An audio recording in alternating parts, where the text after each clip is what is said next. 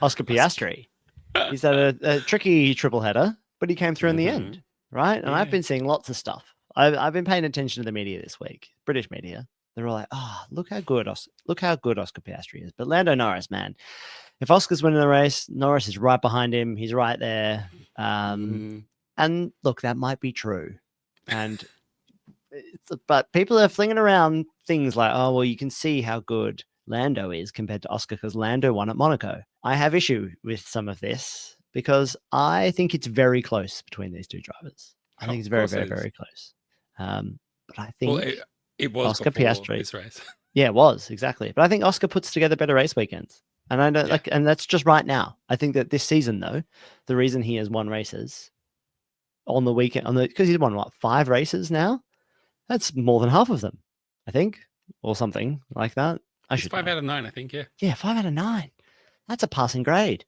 No one else is getting a look in. When he wins, it's because he puts together good race weekends. The whole thing, right? Start to finish. It's almost like a self-defining kind of thing. Yeah. You win, therefore it's a good weekend. But but he puts together good qualifying, and he was 2 seconds faster than his teammate this weekend. I mean, it's been a year of tight gaps for pole, and he only goes and sets the biggest gap so far for pole this weekend. Exactly. At a short lap, it wasn't a long lap either. The baby lap, mate. It's tiniest of laps. It's like a half of a lap. Like I need twice as many, mate. Yeah. So. Look, it's all to play for. Kit Kat finger of a lap. Anyway, enough of that. How are you feeling about the OP? I mean, I was feeling real good before the triple header. Feeling real good. And I went into the triple header thinking if Oscar can win 2 of these and maybe second in the other one, that's almost the year set up. That's almost the year kind of done. Unfortunately, things didn't really go that way. He got pole in Imola and then got real unlucky because he had to defend against Russell and Verstappen on the first corner, and he was going to lose out to one of them. Lost out to Verstappen, went on a contra strategy that turned out to not really work out at all, and he got screwed by the safety car. So before everyone complains about how Max got screwed by the safety car this race, it happened to Oscar a few races ago too. So, I mean, I just think he was very unlucky in Imola, but it was like, that's okay, because he's on such a good vein of form and still in the best car on the grid and still more often than not out qualifying his teammate and getting the wins. He'll be fine. Then we had Monaco and he didn't get it done on Saturday. And in Monaco, if you don't get it done on Saturday, you may as well pack up and go home, boys. So then I was getting real worried.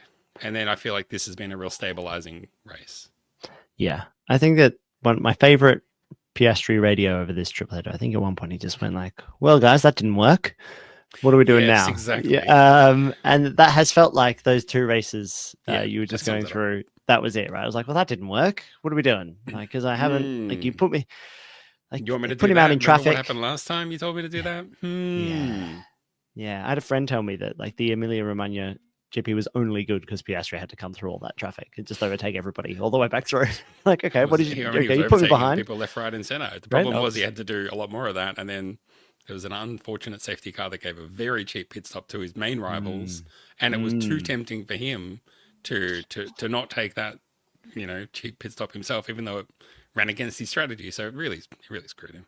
Yeah. Anyway. You said left, right, and center, and I thought you said left, right, and center, which is a really nice documentary or book about Formula One that you could write. Left, right, and center. Is this? I mean, the one thing that seems to be popping up on threads all the time is people writing F1 romantic fanfic, and they're literally like, this is. I mean, I don't know if you read any of these. I've got one somewhere. Maybe I haven't read any of them.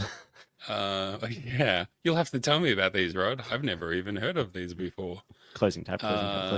It's gone from being like a fringe funny thing where there's maybe a few of them to like everybody's doing them. Like, why wouldn't you do them? Like, who are you shipping? I think is what the terminology used to be a long time ago. Let's get straight into this. This is the rest of the show. We tried so hard to do a Formula One show. It's all been in the lead up to this 300 odd shows. All right. They've got to be, I think, and not an obvious pairing. So they've got to be people who at first glance they don't get along at first and you wouldn't pick them. Like Verstappen and like Well, I mean, it's like it's got to be Verstappen Russell, right? Yeah, it has to be Verstappen Russell.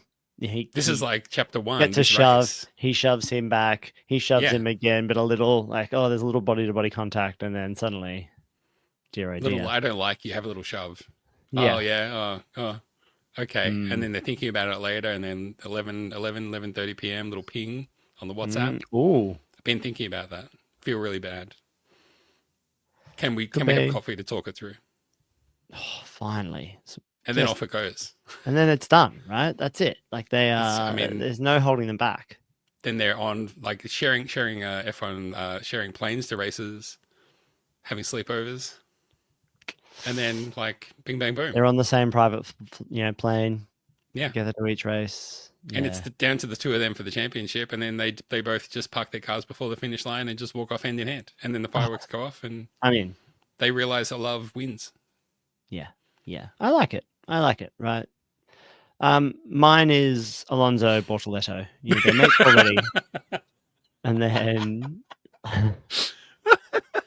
but because Okay, cool. Bortoletto is maybe outshining, this guy who saved his career according to the headlines, put him in his management stable, and then he's not ready to have his career kind of broken up that way. But then they mend, they mend their, they mend their relationship, and they fall in love. And instead of passing the baton, they share the baton between them. I want everybody to appreciate that neither of us went down the incest road, and I just think that just needs to be recognized that we didn't do that. What, Lance and Lawrence? No, well, I didn't say I didn't say that. You said that. I did not say that. You said that. I did not say that. You said that. Allegedly, everywhere. Anyway, what were we talking about? We were talking about how great Oscar Piastri is. And boy, yeah, he's good. He's tell you what, when he has a great race weekend, he wins. It's funny about that, isn't it? But what do you think? Do you think he's showing enough now that even when he's unlucky, he's still scoring points? They're not really DNFing. He says next race he'll probably DNF. Yeah, exactly. Thanks, mate. He just seems so calm. I know this is the same thing that everybody says, but I think he's got racecraft. I think he knows when to push and when to stay, and I think he picks his battles. I think he's just very, very, very put together, and he doesn't get really flustered like we see other drivers who get really flustered when things don't go his way. That's why I bring up that quote of like, well, that didn't work. What are we trying now? Like he's focusing on the solution, not the problem. Which I really like. I think he and Norris are so closely matched. But if you looked at the pole lap or the Q3 lap, the final push lap in Q3 this week, Norris was just a bit squirrely, and I feel like that is where that 0.2 second gap came from. It's not necessarily that Piastri was just so much faster. I mean, he was a bit faster, but obviously, like, part of the differential comes from the mistakes that Norris is making and the mistakes that Piastri is not making. And if Norris could just sort it out, they'd be so close. There'd be nothing between them. Yeah. But that's just not happening. So, I mean, we know Norris has been struggling with the car. It's hard to tell whether it's still the car or a little bit Norris. But, I mean, either way, that's not Piastri's fault. So... Yeah, and they're so close to it. That car is so good that it's probably race to race at this point, right? They probably turn up and they're like, well, whose racing style suits this car at this track at this time, right? But I do think back to, even Monaco, Norris locked up going into the first corner.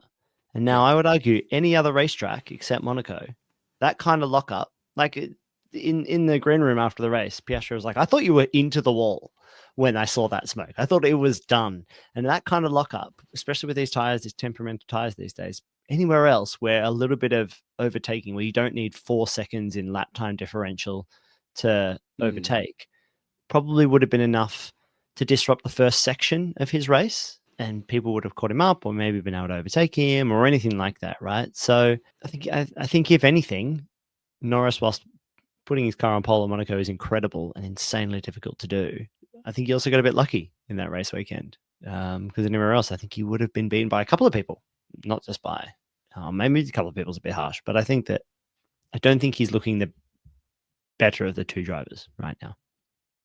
I think Oscar is. Yeah, for sure. And I mean, I don't know where it's come from. I'm just riding the wave. I'm just enjoying it. I feel like he's not a kid.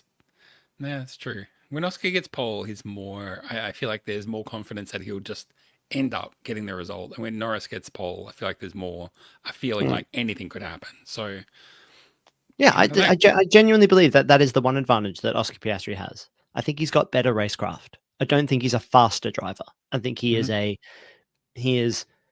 that's why it was hard for him to change this kind of getting poles thing. I think he still thinks he's probably got things to learn, but I think over an entire race, I think he's just got the edge on Norris from a racecraft perspective. He picks the right times to go. He works with his team really well. And it's easy to do when you're leading the championship. You you don't have to change very much from that point. You don't have to change your approach too much because you're like, it's working. So as long as he doesn't get insanely unlucky, he'll be okay.